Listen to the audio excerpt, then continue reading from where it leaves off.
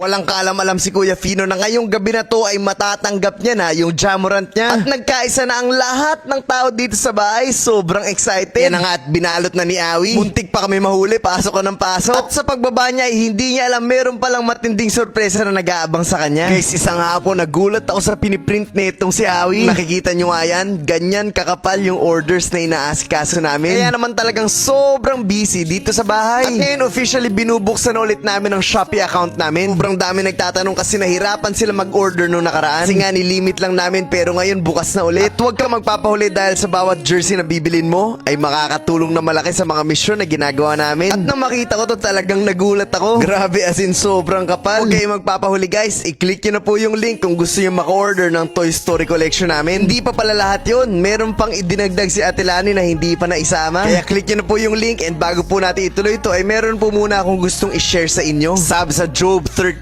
verses 2 and 3, sino ka na nag-aalinlangan sa aking karunungan? Ang mga sinasabi mo ay nagpapatunay lang na wala kang nalalaman. Humanda ka. Sagutin mo ang aking mga tanong. Yan ang sinabi ng Panginoon kay Job. Sobrang paghihirap kasi ni Job. Na-question niya ang pagiging patas ng Panginoon na parang tinrato daw siya na kalaban. At basahin niyo po yung buong chapter ng Job 38. Dito mababasa niyo yung mga tanong ng Panginoon na kahit ikaw, hindi mo kakayaning sagutin. Sino tayo para questionin ang mga plano niya? Baka meron kang mabigat na pinagdadaanan ngayon at daladala mo ng ilang taon. At dahil doon, baka na-question mo na rin ang Panginoon. Guys, I just want to remind you na wala tayo sa posisyon para questionin ang kahit anong plano ng Panginoon sa buhay natin. Because we are all part of God's authority. Na kahit ano pa yung pinoproblema mo, good or bad, magpasalamat ka. Para mas maintindihan nyo yung mensahe ng video na to, basahin nyo yung Job 38, ang buong chapter. Tapos saka mo malalaman kung kaya mo ba talagang sagutin ang mga tanong ng Panginoon. Marahil kaya pakiramdam mo nagkukulang siya kasi meron kang gusto na hindi nangyayari. Ang tanong, yung gusto mo ba ay gusto ng Panginoon? Kaya napaka-importante na lumalalim tayo sa relasyon natin sa Kanya para malaman natin kung paano ba talaga tayo gagalaw ayon sa kalooban niya. Instead na questionin mo ang Panginoon, magpasalamat ka dahil hanggang ngayon, humihinga ka pa. At sana po ay malinaw at naiintindihan niyo po talaga ang mensahe ng video na to. Guys, nung nakaraan ko napanood nyo nga ay dumating na ang Jamorant nitong si Fino. Talagang sobrang excited kami kung paano namin ito ibibigay sa kanya. Kaya naman isang gabi ay meron kaming salo-salo. Kasi meron na ako regalo shoes sa kanya bago kayo malis. Ay, sige!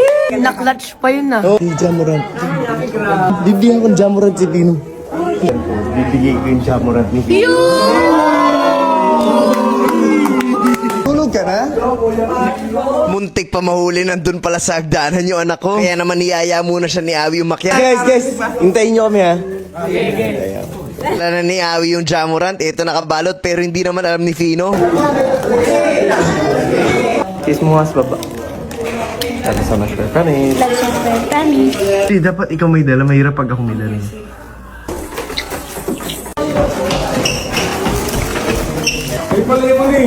Ito na nag-iisip kami kung paano ba talaga ibibigay. Hanggang sa naisip namin na makipag-dance showdown siya sa tita Nicole niya. Siya ang partner ni Mark at kung sino ang manalo ay makakatanggap ng regalo. At perfect na challenge show dahil talagang competitive itong si Fino. At alam kong hindi siya magpapatalo. Okay, ito yung prize natin. Fino, ito yung prize.